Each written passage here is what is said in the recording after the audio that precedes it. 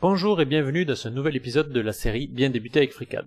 Alors aujourd'hui, on va continuer notre exploration de l'atelier Part, j'y vais de ce pas, et on va notamment s'intéresser aux opérations booléennes. Alors elles seront représentées par ces 4 icônes dans l'atelier Part, et la dernière fois, pour simplifier, j'avais un peu dit que c'était des opérations d'addition, de soustraction ou d'intersection entre plusieurs formes géométriques. Alors pour être un peu plus précis, c'est en fait l'équivalent de fonctions logiques, des fonctions logiques comme et ou la fonction ou, qui vont être appliquées à des formes géométriques. Alors ces fonctions logiques, en fait, elles ont été mises en équation et mises en symbole par un mathématicien anglais du 19e siècle qui s'appelait George Boole, et le nom est resté, d'où les opérations booléennes. Pour faire des exemples sur les opérations booléennes, il va nous falloir d'abord deux solides différents. Donc je pourrais très bien faire dans l'atelier Part Design deux extrusions et ensuite faire des opérations booléennes dessus, mais je vais réutiliser les icônes qu'on a vues dans la dernière vidéo, et je vais venir créer d'abord un cube et ensuite un cylindre qui devrait se situer voilà, juste à côté. Je ne vais même pas les déplacer et je vais directement aller tester mes opérations booléennes. Donc je viens cliquer ici sur cette icône qui représente deux sphères en fait, une bleue foncé et une bleue claire. Et une fois que j'ai cliqué dessus, s'ouvre à gauche un écran sur ma tâche qui me donne toutes les informations sur ma tâche en cours qui est mon opération booléenne. Alors dans un premier temps, je peux choisir quel type d'opération booléenne je veux faire. Donc je vais rester sur une union pour commencer, et ensuite il faut choisir l'union entre quelle forme et quelle forme. Donc on me demande de choisir ma première forme, je vais cliquer sur cube, et pour ma deuxième forme, je ne peux pas cliquer sur cube vu que je l'ai déjà choisi dans la première, donc je vais choisir cylindre, je vais faire l'union entre mon cube et mon cylindre. Une fois que c'est fait, que j'ai réglé tous mes paramètres, je vais venir cliquer sur appliquer. Une fois que j'ai cliqué sur appliquer, mon opération est réalisée, mais ma barre de tâches ne se ferme pas toute seule, il faut venir cliquer sur fermer pour voir le résultat de l'opération booléenne dans l'arbre de construction. Je vois que dans mon arbre de construction, maintenant je n'ai plus mon cube ni mon cylindre, mais un objet fusion, et si je clique dessus, je vois que j'ai l'ensemble des deux formes précédentes. Alors c'est l'équivalent du coup de la fonction logique ou, parce que où que je clique sur ma nouvelle forme, sur ma fusion, ça va appartenir ou à l'objet cylindre, ou à l'objet cube, ou si je clique ici, ou aux deux en même temps. Donc là on a réalisé en fait une fonction logique ou. Alors maintenant si je veux supprimer mon opération d'union, je viens la sélectionner dans l'arbre de construction, fusion, je viens appuyer sur la touche supprimer, et je retrouve mon cylindre et mon cube.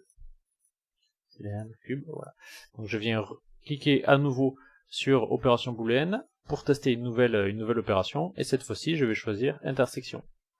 Intersection, il faut choisir entre quelle et quelle forme, donc toujours pareil entre mon cube et mon cylindre, donc peu importe l'ordre dans lequel je fais, je peux très bien faire cylindre en première forme et cube en seconde forme. Une fois que c'est fait, je viens cliquer sur appliquer, et si je veux fermer cette fenêtre, je clique sur fermer.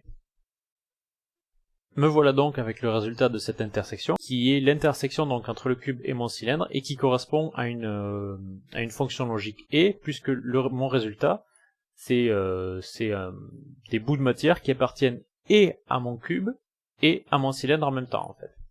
La dernière grande opération qui nous reste à voir, ça va être l'opération de différence. Donc je clique sur mon petite icône des opérations booléennes, je viens choisir différence, et ça va être donc l'équivalent du moins. Donc je vais faire première forme, ici l'ordre va être important puisque je vais pouvoir faire cube moins cylindre ou cylindre moins cube. Donc dans un premier temps je vais faire le mon cube moins mon cylindre, et quand je clique sur appliquer je vais avoir le résultat de cette opération.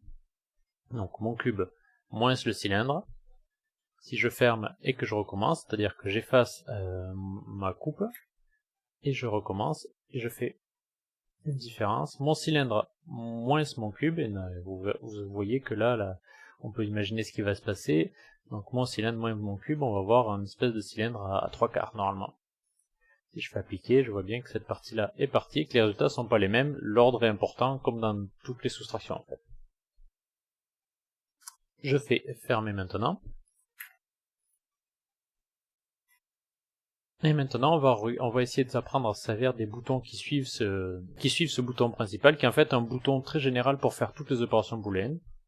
Et en fait, les boutons qui suivent là, ça va être les équivalents de toutes ces options là qu'on a vu, union, intersection ou différence, on va les retrouver ici. Ici il va y avoir différence, ici il va y avoir union, Et là on va avoir intersection. Alors pourquoi ils sont grisés? Parce que pour les rendre utilisables, il faut d'abord sélectionner en premier les formes avant d'utiliser l'opération dessus. Donc par exemple, si je choisis mon cylindre, je clique sur mon cylindre, j'appuie sur CTRL et je viens cliquer sur mon cube. Donc j'ai sélectionné le cylindre et le cube. Je vois que ces boutons-là sont devenus, se sont éclairés et je peux maintenant l'utiliser et faire une union par exemple entre ces deux formes. Donc là, j'ai réussi à faire de façon simple sans passer par la barre des tâches une fusion entre ces deux formes.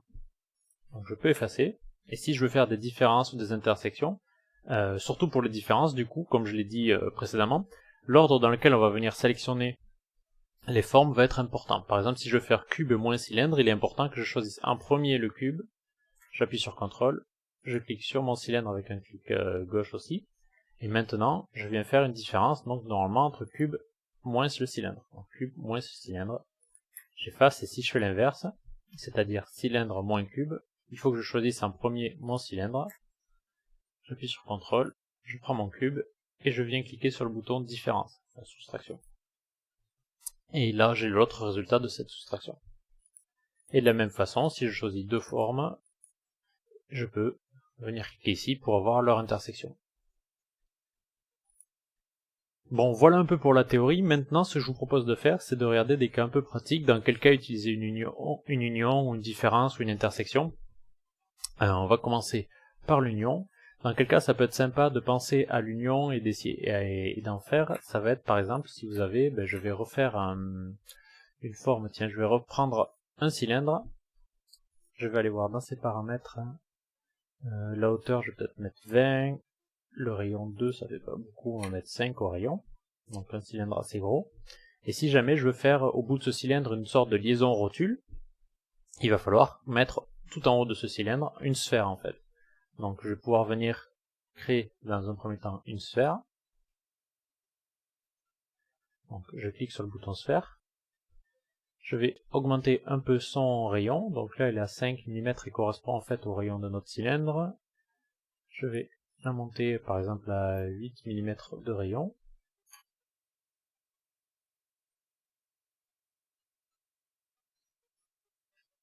Et à 8 de rayon, ça me semble pas trop mal.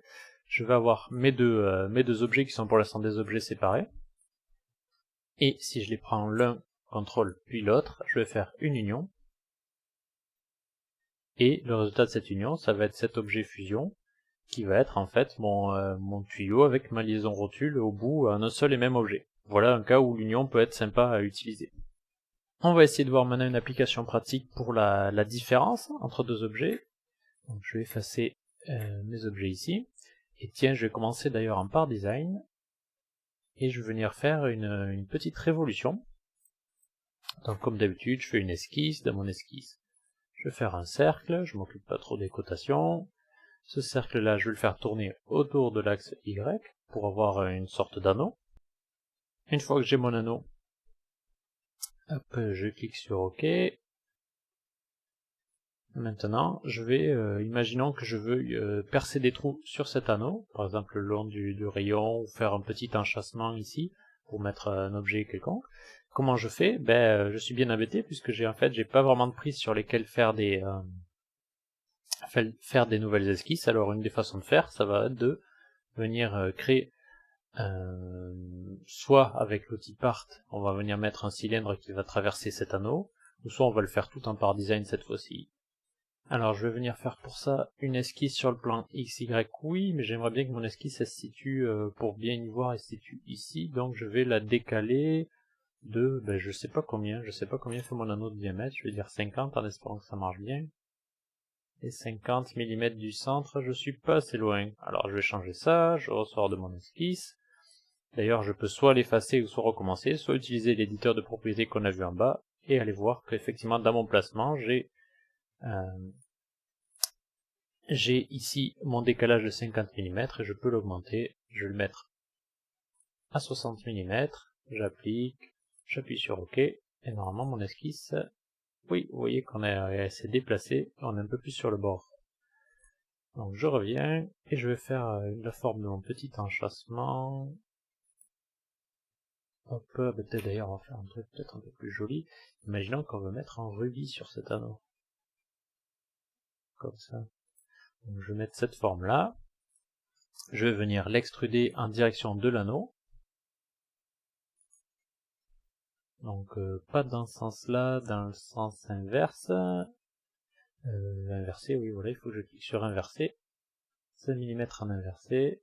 Je viens cliquer sur OK. Et maintenant je reviens dans l'atelier Part et je vais pouvoir faire ma différence entre donc ma révolution et mon extrusion. Donc je choisis en premier ma révolution, j'appuie sur CTRL, je choisis mon extrusion et maintenant je viens choisir ici l'outil exécuter une soustraction sur les deux formes.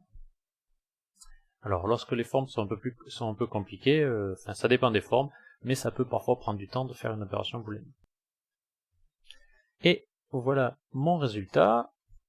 Donc là j'ai fait mon anneau avec un petit enchâssement hexagonal. Donc des formes qui seraient des objets qui seraient assez durs à faire en fait si on n'avait pas cette solution là de faire des opérations booléennes. Il nous reste à voir une application pratique de l'intersection. Quelque chose de sympa à faire avec les intersections, ça peut être faire un cube. On va faire un cube de 20 sur 20 sur 20, 20, 20, 20 dans l'éditeur de propriété. Alors je vais faire un second objet qui va être une sphère. Elle va devoir être un peu plus petite que mon cube. Donc mon cube fait 20 d'arête. Là je vais faire au rayon, je vais faire, j'aimerais bien moi, à la place de 20, j'aimerais bien que ça fasse par exemple, on a qu'à dire 16. Donc 16 ça fait 8 au rayon, donc je vais mettre un rayon de 8. Une fois que c'est fait, j'aimerais bien que mon cube et ma sphère partagent le même, soit centré au même endroit. Donc soit je déplace mon cube, soit je déplace ma sphère. Je pense que je vais déplacer la sphère, ça me paraît plus pratique. Parce que le centre de ma sphère est au point 0, 0, 0, et donc il va falloir que je la déplace pour arriver au centre du cube. Il va falloir que j'aille dans placement, et que je la déplace dans les trois directions de 20 divisé par 2, donc de 10. Donc, si je la déplace de 10 sur X, je la déplace de 10 sur Y, et je la déplace de 10 sur Z. Et elle est au milieu, ça c'est bon, enfin, je pense qu'elle est au milieu. Par contre, je me suis trompé en disant qu'il fallait qu'elle soit plus petite, il faut qu'elle soit plus grande en fait. Bon, je vais la modifier, je vais augmenter le rayon jusqu'à ce qu'il se passe quelque chose de bien, genre je vais mettre 12 d'un coup pour voir. Voilà, jusqu'à ce qu'elle apparaisse, on va mettre peut-être 13 même, allez. Et là vous commencez à voir la forme peut-être qui va se dessiner, une fois que je vais faire l'intersection d'un coup entre mon cube et ma sphère, donc je vais avoir que les parties communes à ces deux objets, donc je les sélectionne cube et sphère, et je viens cliquer sur exécuter une intersection, et voilà la forme, et c'est une forme assez intéressante qui arrive, une forme un peu de dé en fait. Donc j'ai mon dé à 6 faces qui est créé assez facilement en fait avec une seule opération, en se basant sur deux formes. Voilà, on a fait le tour un peu des exemples, des mises en application de ces petites opérations booléennes principales. Alors, ces opérations booléennes, c'est vraiment quelque chose de très intéressant, presque magique en fait, ça permet vraiment de faire des formes qu'on aurait eu beaucoup de mal à faire autrement. Par contre, il y a un mais, il y a toujours un mais, c'est quelque chose dont il va falloir essayer de pas trop abuser, c'est-à-dire dans les fichiers, parce que ça a tendance à vraiment alourdir le fichier, à faire, vous allez vous rendre compte que si vous mettez vraiment beaucoup d'opérations booléennes dans une de vos conceptions, ça va devenir de plus en plus lent, et jusqu'au moment où ça peut éventuellement planter. Surtout qu'on utilise des formes bien plus complexes que les formes assez simples qu'on a utilisées ici. Peut-être je vais changer la couleur pour faire quelque chose de joli. Hop, voilà par exemple. Donc pour finir avec ça, attention aux opérations booléennes. Si vous avez deux choix pour faire une forme, c'est-à-dire que vous avez le choix de la faire, on va dire classiquement dans Part Design, c'est-à-dire de faire une esquisse avec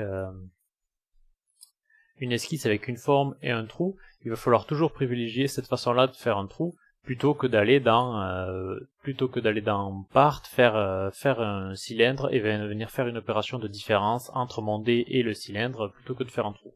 Bon, ça paraît évident là, mais il y a souvent des moyens, on n'y pense pas trop souvent, mais il y a souvent moyen de faire des formes autrement qu'en utilisant une opération booléenne, et c'est généralement le bon choix. Donc voilà un peu pour ces mises en garde sur les opérations booléennes. Alors j'ai failli oublier, mais si vous voulez un autre cas pratique d'utilisation des opérations booléennes, je peux vous conseiller d'aller regarder ce tutoriel que j'ai fait il y a un moment sur la création d'une vis. Alors c'est un peu plus costaud et un peu plus long, mais je pense qu'on a tous les outils, qu'on a passé en revue tous les outils nécessaires à le suivre aujourd'hui. Donc ça peut être assez intéressant, je vais vous le mettre en description bien sûr. Pour la prochaine fois, je pense qu'on ira voir du côté des opérations de lissage. Et du coup, je vous dis à très bientôt, bye bye!